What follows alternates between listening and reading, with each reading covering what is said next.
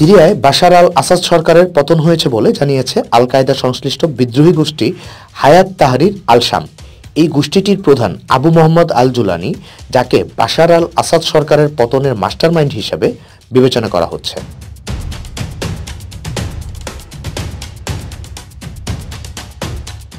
সিরিয়ায় 2011 সালে শুরু হওয়া গৃহযুদ্ধ রাশিয়া ও ইরানের সহায়তায় গত কয়েক বছরে বেশ নিয়ন্ত্রণে চলে এসেছিল, তবে শেষ পর্যন্ত তার ঝড়ের গতিতে তছনছ হয়ে গেল। কাতার ভিত্তিক সংবাদ মাধ্যম আল জাজিরার প্রতিবেদনে বলা হয়, আবু মোহাম্মদ আল জুলানির আসল নাম আহমেদ হুসাইন আল সারা। 1982 সালে তিনি সৌদি আরবের রিয়াদে জন্মগ্রহণ করেন। তার বাবা ছিলেন পেট্রোলিয়াম প্রকৌশলী। 1989 সালে তার পরিবার সিরিয়ায় ফিরে এসে দামেস্কের অদূরে বসতি স্থাপন করে। এরপর জুলানি কি করতেন তা জানা যায়নি।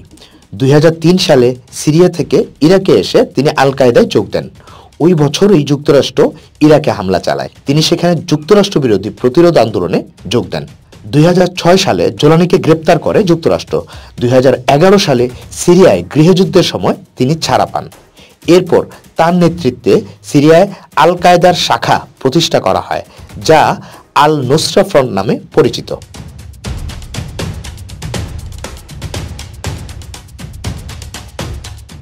প্রথম দিকের কয়েক বছর জুলানি জঙ্গি গোষ্ঠী ইসলামিক স্টেটের আবু বকর আল বাগদাদির সঙ্গে কাজ করেন।